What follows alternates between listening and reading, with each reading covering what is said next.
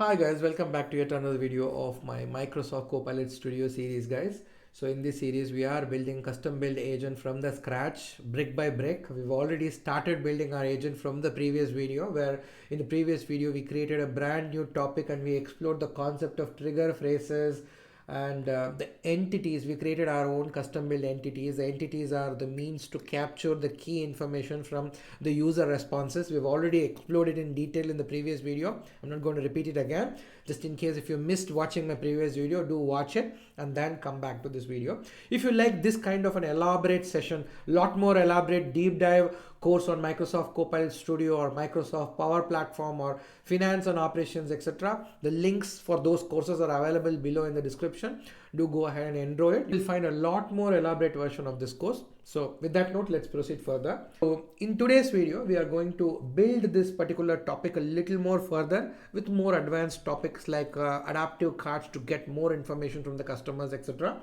So let's see how we go. So the first question I want to ask the customer is, which location does the customer wants to go? Let's say that this dealership has two locations, one in Dallas, one in Chicago. I'd like to get the information because based on the information, based on the location information, let's say we have two different business process based on the location, we can drive all those. Okay. I'm not going to go deeper into different business process as per the location yet, but I'm going to ask the location and get the location information. Okay. So let's see how we do it. So ask a question and I'm going to paste it there. Which location are you planning to go? It's going to be multiple choices and I'm going to add both the locations here. As and when I add these multiple choices, the system automatically creates branches here. Okay, you will see it. This is my first option, Dallas. Okay, let me save it. So as soon as I save it, it's going to create a branch. Okay, it's creating a branch. Let's create one more.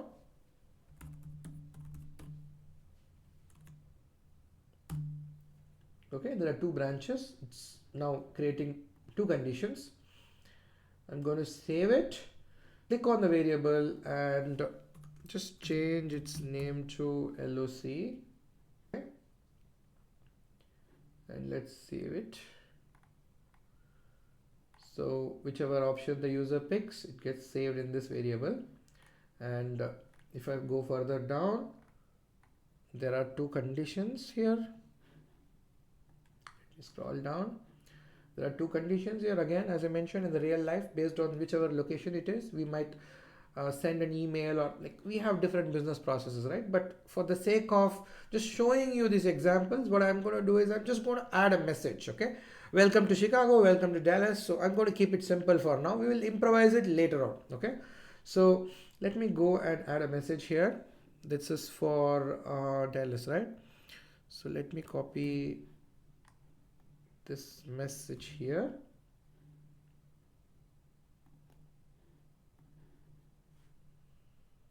and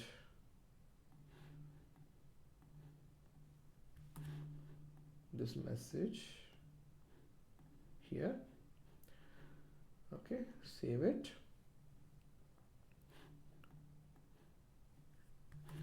Okay, depending on wherever it is, you get a message and then I'm going to then fetch the date. Okay, it's an appointment, right? Asking for which date the appointment is a very, very crucial question to ask. So when are you planning to book an appointment? Again, this is a date and time, right? So I'm not going to go with the multiple choices or anything. I'm not going to make it as a free text field. In this particular case, we can again use the concepts of entity that we have already reviewed in the previous video. So what we are going to do now is we are not going to create a new entity because there are a lot of out-of-the-box entity already available for us, right? So I am going to use one of the date and time entity, which is here. So then I'm going to change it to date time. So this entity is going to fetch whatever sentence the user types as a response, that I'm planning to book an appointment for 10th of February 2006. It's going to just take the 10th of February 2006, and if it's say morning, evening or time 9 a.m., it's going to really fetch only the time and the date from the response. Okay, it automatically does it because it knows that the entity is date and time. It's related with date and time, right? So that's the beauty of the pre-built entity that we have. So once we ask the question, and then next is again we have the location, we have the time and date.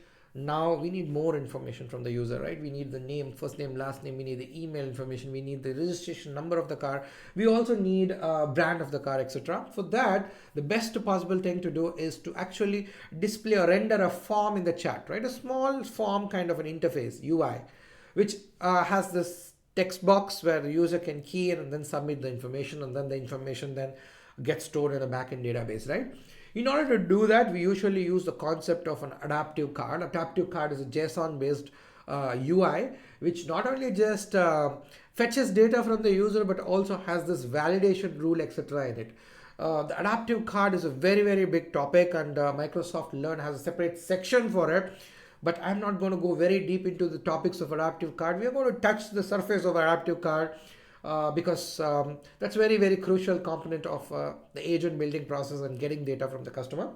So let's see how do we do that. Okay. So click on the plus icon and ask with adaptive card. Okay.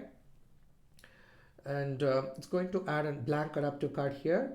So click on this setting icon and you get the JSON card with the edit adaptive card button. And again guys, if you want to learn more about adaptive card, you click on the learn more option over there and it will take you to the Microsoft Learn section. And whatever I'm going to convey now is actually a part of Microsoft Learn section. If you want, you can read it, you will get more elaborate information, but I'm going to give you some basic information from here. Okay, so let's go back and click on the edit adaptive card. Okay, then you will find this adaptive card designer. Okay, so here you go, just drag and drop. Okay, so we are going to just take this input text, drag and drop, right? So the first one is the name. So ID is important, key in the ID. Label is important, key in the label. Okay, and the hint text is important, which is the placeholder. So remove the placeholder and paste the input text. All good. Save it. So now we are fetching the first name, last name, right? So now let's just do the same again. And this time is going to be email. Just copy that. Email. Enter the email here. Okay, you can make it a multi-line text field if you have a longer description. There's a style, and there is also required. You mark it as required, then that field becomes a mandatory field. All these validation rules can be applied. We need to read more to know about this more. So I'm going to save it, and let's introduce a choice field also, just to make you introduced to that as well. So this is going to be a choice field where we are going to pick a couple of brand choices from a couple of brand choices. So let's say brand. It's usually vehicle brand needs to be the label name, but I'm just going to give brand here, and I'm going to just say enter the car brand here in the placeholder, so the user knows that need to enter the car brand here. Again, if I go all the way down here, there's a choice field, right? So let me just give some name of the car's brand here. Toyota. This is 2, and add one more new choice. Let's say Nissan. This is 3. Okay. Yeah, so that's a choice field, and let's add one more, which is the registration plate of the car, license plate, which is important information to fetch from the user. So let's say registration ID. So that's sorry, that's a registration ID. Okay. Oh no, yeah, registration ID. Okay, all good. Now we can even use this the card payload editor, JSON code. You can copy it and you can use this exact same card if you wanted to use it in multiple topics. You can reuse them by copying this code if needed. But in this case, you can even copy it as a backup just in case before saving and closing this window. But anyway, I'm confident this card is going to appear in my topic. I've already saved it. I'm going to close it. Okay. So when I do that, see that the card beautifully rendered in the topic, right? So they are also going to be coming in the chat, within the chat experience, right? So let me just close it, and we have our card here. Oh, I'm so sorry guys, I completely forgot about something.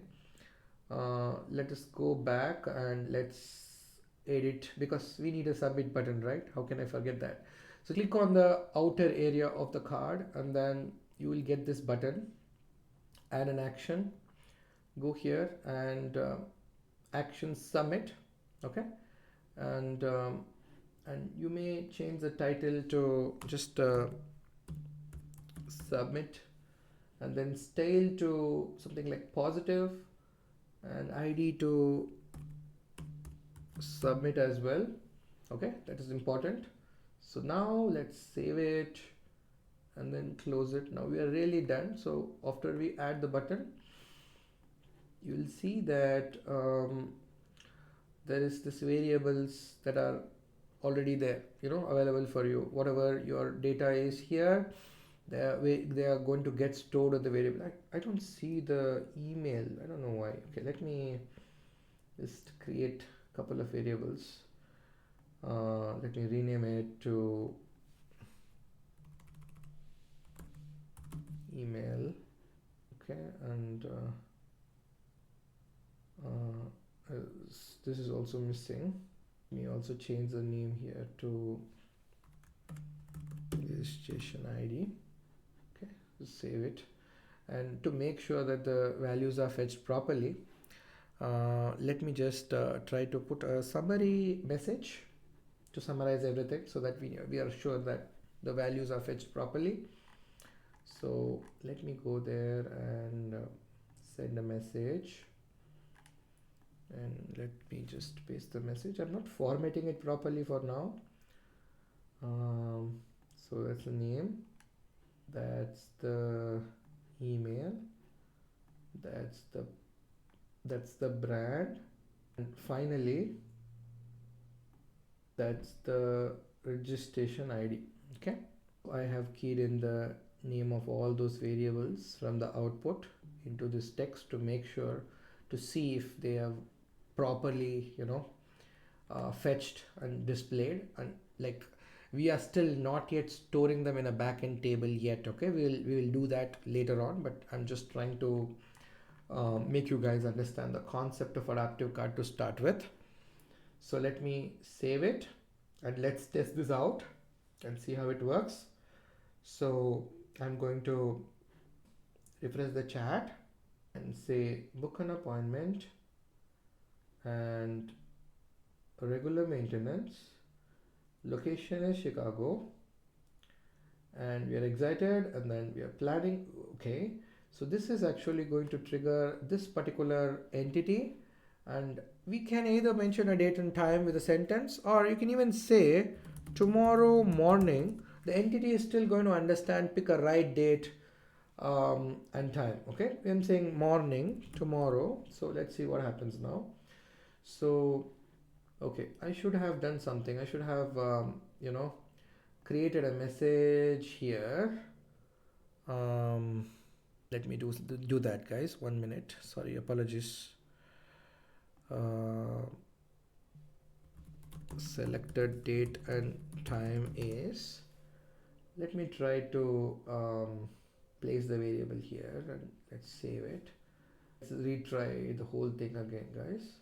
So book an appointment, regular maintenance, location Chicago, booking time is tomorrow morning. Let's see whether it picks the time and the date properly. Yeah, the selected date and time is tomorrow, and it's also displaying the time because I said morning, so it's picking a random morning slot. And then using the adaptive card, we are going to get the information. We are going to also get the email, contact at dynamics dynamics365lab.com. Guys, you can refer to Dynamics 365 Lab just in case if you like similar courses. There are a few courses already been available for you live. Just go browse the catalog. And likewise, you have a brand, which is a choice field we've created, and this is a registration number of the car, and there's a submit button. You'll go ahead, submit. It's going to fetch the value. It's not formatted properly, but it's still displaying the value for you, right? So that's the concept of adaptive car, and that's the concept of the existing entity that is available out of the box, guys. Again, since we are talking about entities, again, I've already mentioned the entities are like, if you click on it and you can like on the go create an entity from here, right? Create entity. But apart from creation of entity from here, if you go there on the top right hand side corner setting button, click on it, and then you go all the way here, there is an option called entity, and from here also you can go ahead and create entity. This will also display like the service type entity we have created, right? And these are all out of the box entities that are already deployed within the Copilot Studio. So the entities can even be created from here and consumed from within the topic. This is another way of creation of entity, not only just from the topic, also from the setting if you want. Okay, so these are all the topics that I wanted to cover today, guys, and we will be in the next video building this agent further with more complexity. Thank you so much for watching this video. See you again in another video, guys.